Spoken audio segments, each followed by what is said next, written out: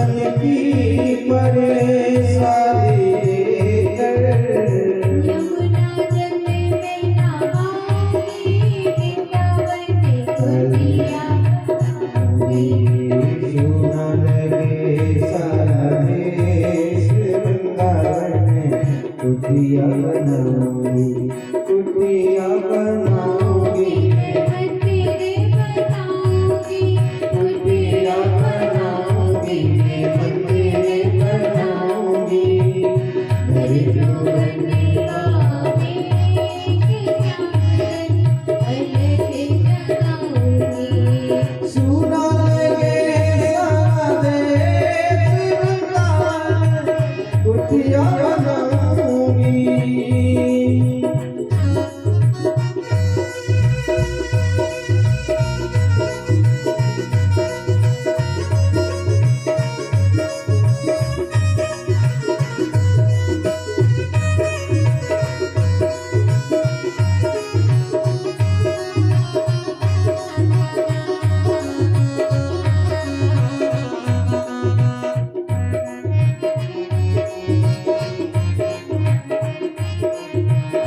राधा वल्लभ की जब न्यारी, राधा वल्लभ की जब न्यारी, राधा वल्लभ की जब न्यारी, राधा वल्लभ की जब न्यारी। मन में भाई गयो रसिक बिहारी, मन में भाई गया रसिक बिहारी, झांकी झरोखे बाके बिहारी ते झांकी झरोखा में, बाके बिहारी ते दिस दिल में लगाऊंगी, वृंदावन में कुटिया बनाऊंगी।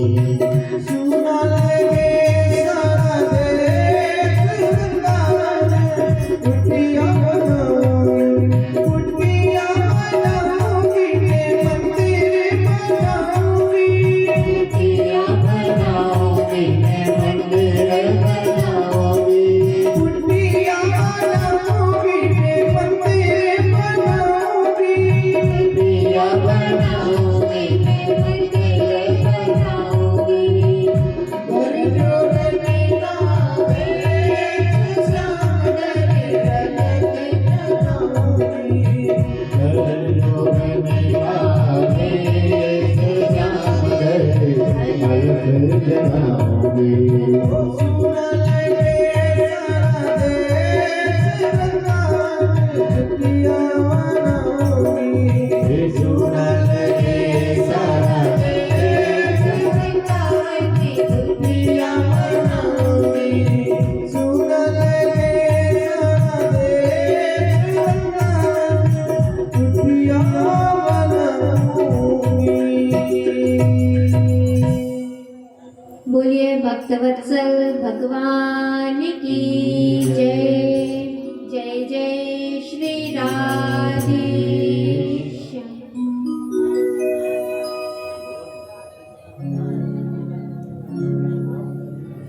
कल हम लोग कथा में श्रवण कर रहे थे, इंद्र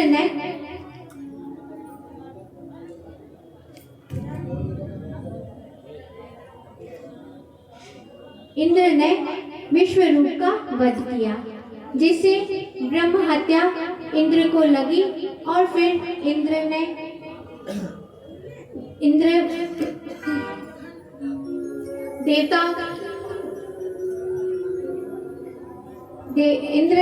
ब्रह्म हत्या को 4 भागों में बांट दिया और फिर भगवान के पास गए और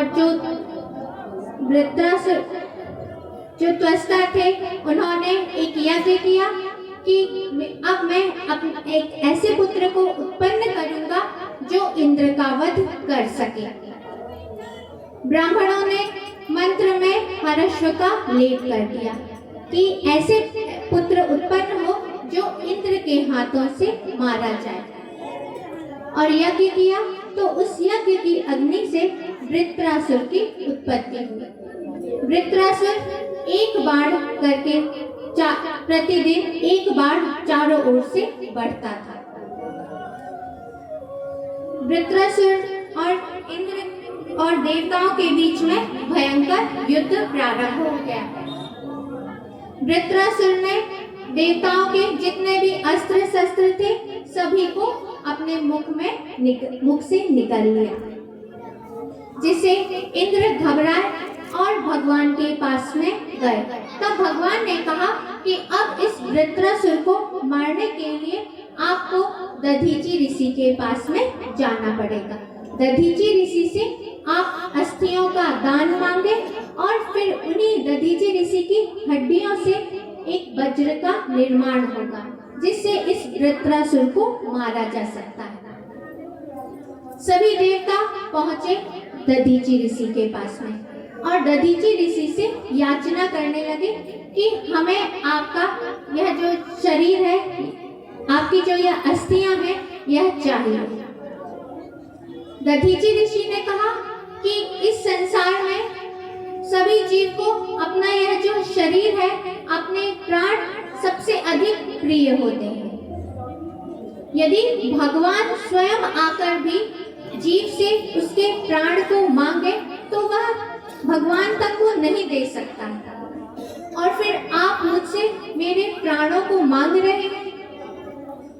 देवताओं ने हाथ जोड़कर कहा, ननु स्वार्थ परो लोको न वेद पर संकटम।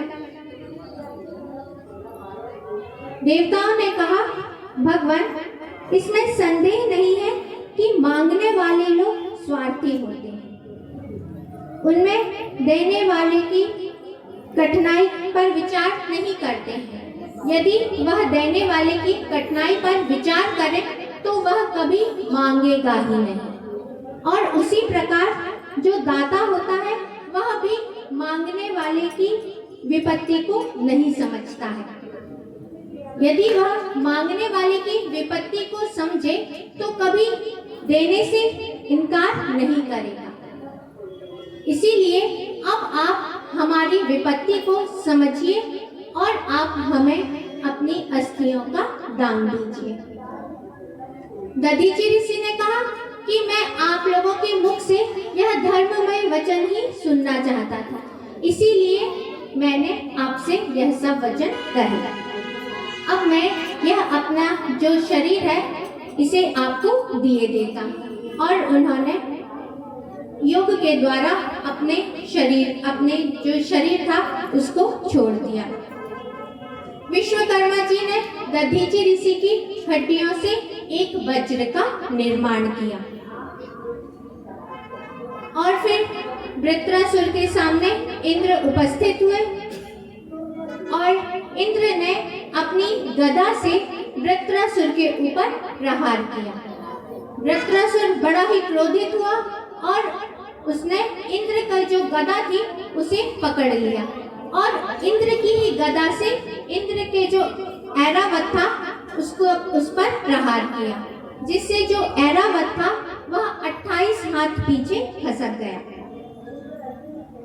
फिर वृत्रासुर ने इंद्र से कहा कि स्वयं भगवान विष्णु ने तुम्हें मुझे मारने की आज्ञा दी है, इसीलिए अब तुम मेरा वध करो, क्योंकि यह जो तुम्हारा वज्र है यह भगवान श्री हरि और दधीचि ऋषि की तपस्या की शक्ति से शक्तिमान हो गया है। इसीलिए अब तुम इस वज्र से मेरे ऊपर प्रहार करो, क्योंकि जिस पक्ष में भगवान श्री हरि होते हैं वहीं पर ही विजय होती है, वहीं पर ही लक्ष्मी होती है। और जैसे ही इंद्र ने वृत्रासुर के ऊपर प्रहार करने के लिए अपने वज्र को उठाया, तब वृत्रासुर को उस वज्र के अग्रभाग में भगवान का दर्शन होने लगा और उस वृत्रासुर ने भगवान की दिव्य स्तुति की। अहम हरेतौ पादेक मूला दासानुदासो भवतास्मि भूया मनस्मरेता सुप्तेर्गुणांस्ते गृणीत वाका कर्म करोतु काया न नाकभ्रष्टं न च पारमेष्टं न सार्वभौमं न रसाधिपत्यं न योगसिद्धिरपुनर्भवं वा समञ्जसा विरहाय काङ्क्षे अजातपक्षा एव मातरं खगा स्तन्यं यथावत्स्तरा च दाता प्रियं प्रियेव विषितं विषन्ना मनोरविन्दाक्ष दिदक्षते त्वां ममोत्तम श्लोक जनेषु सख्यं संसार चक्रे भ्रमतः स्वकर्मभिः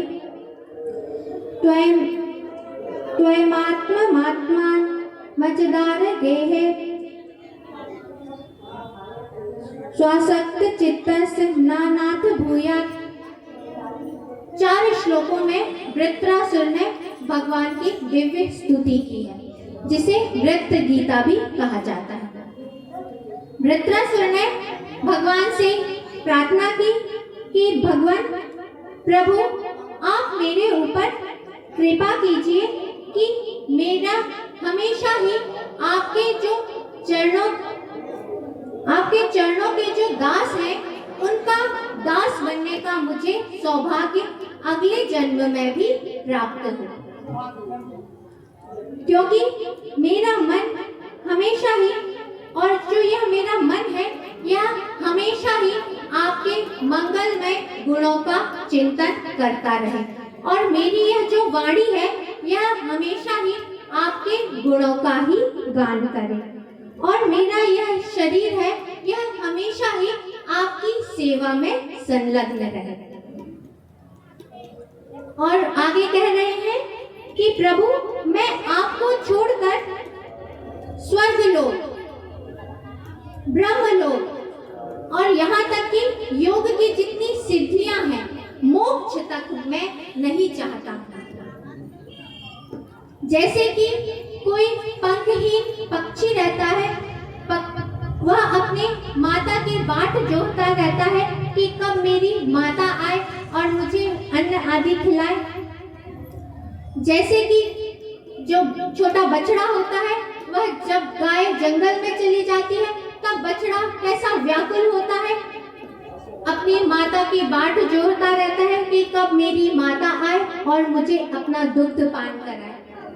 और जैसे कि कोई नवविवाहिता स्त्री परदेश में गए हुए अपने पति के लिए व्याकुल रहती है, उसी प्रकार मैं भी आपके लिए व्याकुल हो रहा हूँ। प्रभु मैं मुक्ति नहीं चाहता हूँ, मैं तो अपने कर्मों के अनुसार इस जन्म मृत्यु के चक्र में ही भटकता रहा, लेकिन मैं इस जन्म मृत्यु के चक्र में भटकूं, लेकिन हमेशा ही जो मेरी वृत्ति है वह आप पर ही लगी रहे, आपके भक्तों का ही मुझे हमेशा साथ मिले।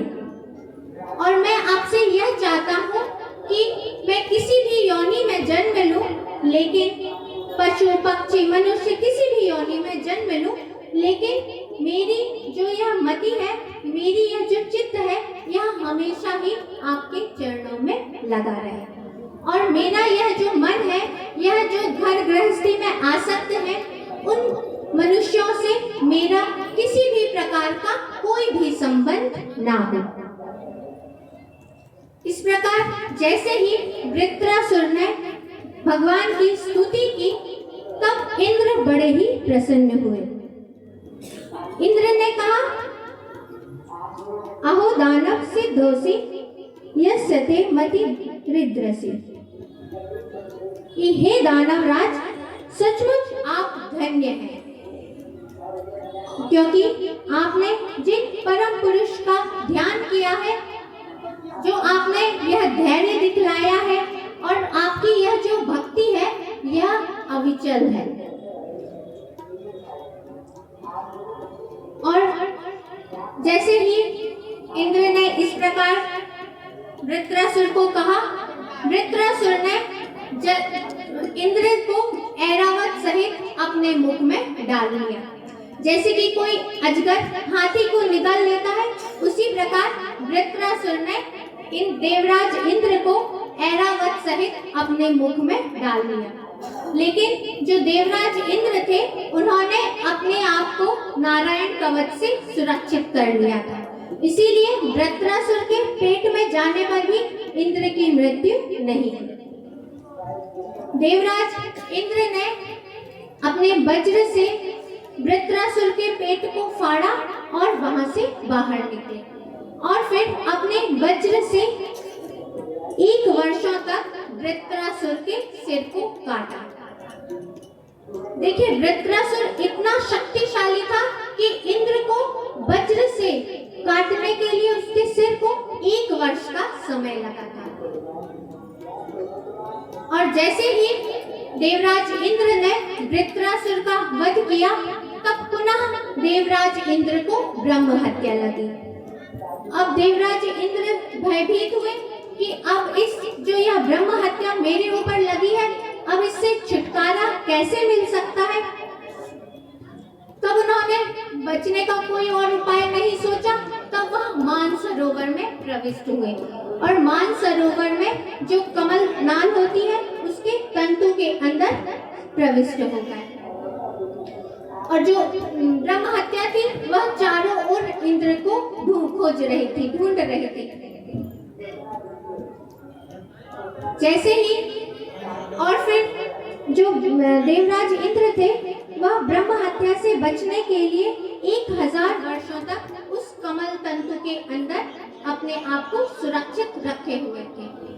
और उन 1000 वर्षों तक जो देवराज इंद्र थे उन्हें भोजन आदि कुछ भी प्राप्त नहीं हुआ, क्योंकि जो देवता होते हैं वह अग्नि के मुख से ही भोजन को स्वीकार करते हैं। और देवराज इंद्र पानी के अंदर थे, अग्नि पानी में प्रविष्ट नहीं हो सकती, इसीलिए देवराज इंद्र भूखे प्यासे ही बिना भोजन के ही रहे।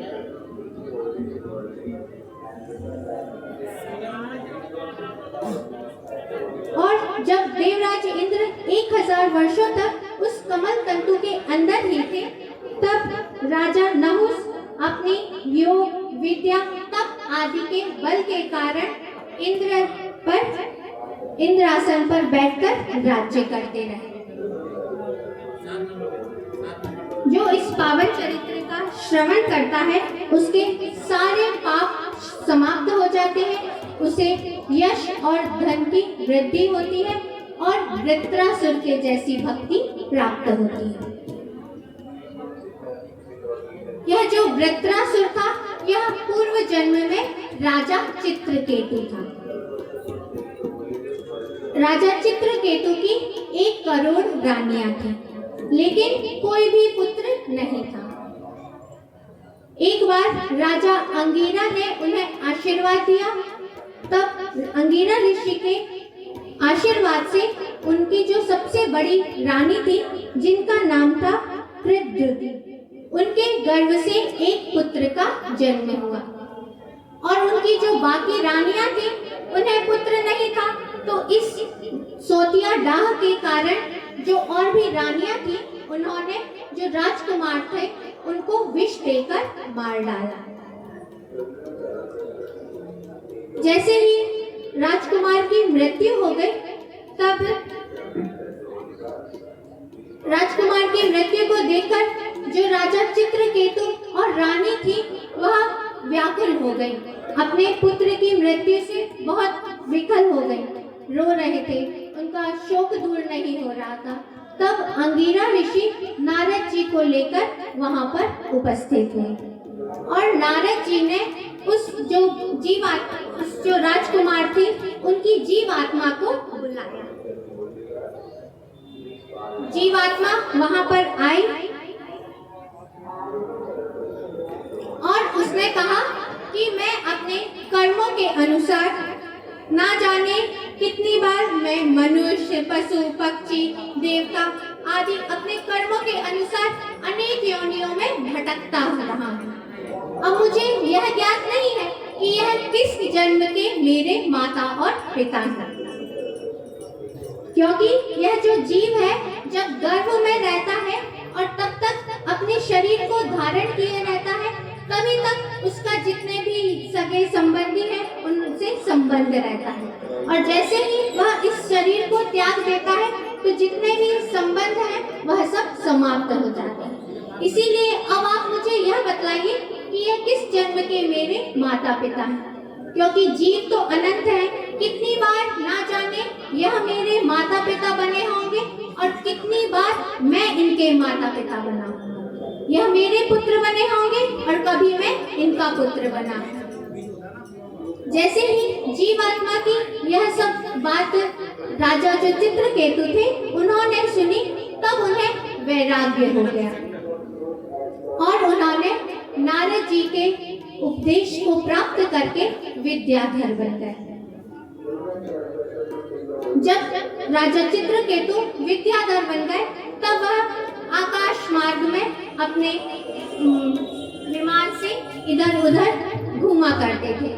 एक बार वह कैलाश के ऊपर से विचर रहे थे। उन्होंने देखा कि भगवान शंकर अपनी पत्नी पार्वती जी को गोद में लेकर बैठे हुए हैं। तब वह जो विद्याधर था वह विमान सहित ही भगवान शिव के पास में आया और भगवान शिव से कहने लगा, ऐसा लोक गुरु साक्षात धर्म वक्ता शरीरिणा। भगवान शंकर से कहा कि आप तो सभी लोकपालों के सभी के गुरु हैं, आप सबसे श्रेष्ठ हैं, आप सभी के जितने भी हैं जीव आदि उनके आप गुरु हैं और आप यह ऐसा साधारण मनुष्यों सा व्यवहार कर रहे हैं कि यह जो इतनी बड़ी सभा लगी हुई है इसमें सभी बड़े बड़े ऋषि महर्षि देवता आदि सभी उपस्थित हैं और आप अपनी पत्नी को अपनी गोद में लेकर बैठे हुए हैं। जैसे ही यह सब वचन कहा उस विद्याधर ने, तो भगवान शंकर ने तो कुछ नहीं कहा, लेकिन जो पार्वती जी थी उन्हें बड़ा ही क्रोध आ गया और पार्वती जी ने विद्याधर थे उनको शाप दे दिया। अतः पापी यसिम योनि मारुसिम यही दुर्मते कि दुर्मते तुम विद्याधर होके भी तुम्हारी यह जो बुद्धि है यह आसुरी बुद्धि है, इसीलिए अब तुम जाओ असुर की योनि में चले जाओ और फिर जब तुम्हें असुर की योनि प्राप्त होगी तब फिर तुम किसी महापुरुष का ऐसा वचन नहीं कहोगे। जैसे ही पार्वती जी ने यह शाप दिया तो जो विद्याधर थे वही जब दक्षिण अग्नि से यज्ञ कुंड से वृत्रासुर के रूप में प्रकट हुए थे।